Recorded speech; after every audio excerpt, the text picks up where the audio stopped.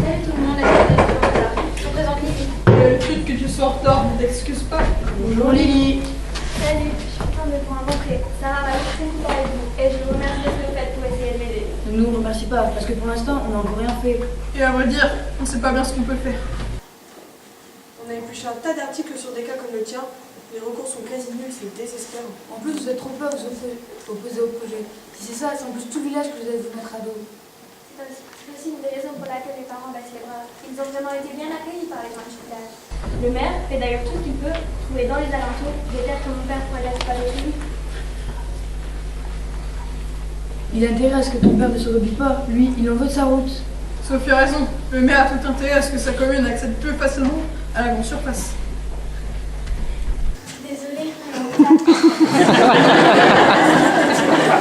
C'est bien, le transport en commun, mais quand c'est en retard, on regrette de ne pas avoir de voiture. On a couru après pour essayer d'être à l'heure, mais... Oh, mais ça vous fait pas de mal un petit peu sport, les filles. La grande classe, Max. Et si on laissait continuer Lily? Voici, je vous reprends. Donc c'est exactement ça. Le maire a besoin de cette grande surface. Beaucoup de maisons sont inhabitées dans le village. Faute de magasins, de pharmacie. Par contre, le village à 10 km construit chaque année de nouveaux lotissements, parce que eux, c'est à 3 minutes du centre commercial. Avec cette nouvelle route, les habitants recevront à 5 minutes de voiture, au lieu de venir par la route actuelle.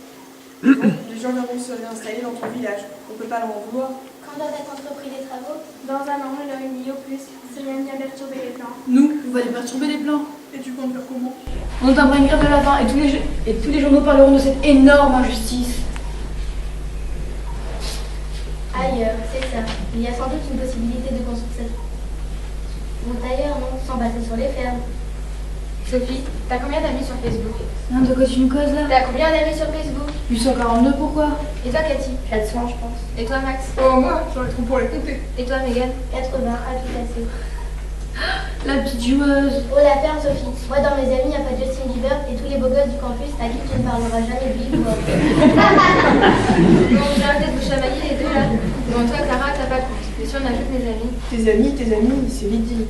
Oui, enfin, plus ceux de Lily, on peut demander à Félix, aux copines, à la famille. Bref, par le biais de Facebook, on peut réunir un max de monde, organiser un petit sitting et demander à rencontrer le patron. Génial, on fait ça un samedi après-midi quand il y a plein de monde. Moi, je m'installerai aux confiseries et je goûte toutes les plaques de chocolat. Mais c'est pas un peu violent tout ça? On risque pas de se faire virer par la police. De créer les meutes. Imaginez, on est des centaines assis dans le magasin, avec toutes les familles qui font leurs courses au même moment. Max a raison. Même si on est calme et qu'on bouge pas, on risque de créer une sacrée pagaille. C'est juste, ce n'est pas un samedi après-midi qu'il faut intervenir, mais un soir de semaine. 5 minutes avant la fermeture. Comme ça, si la police débarque, ça n'engage que nous. Et pas les pauvres gens qui font leurs courses.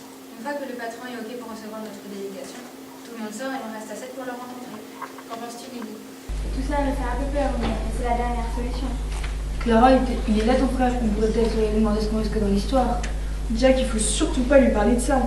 Figurez-vous qu'il a été pris pour faire son stage au mois de juin à Paris, au siège des magasins à la ville. Il en est d'ailleurs trop fier. C'est la cata. Qu'est-ce que la cata? C'est la gata de l'héros marchand ou l'inverse de marchand lisant. Je l'ai rencontrée sous un ciel si bleu.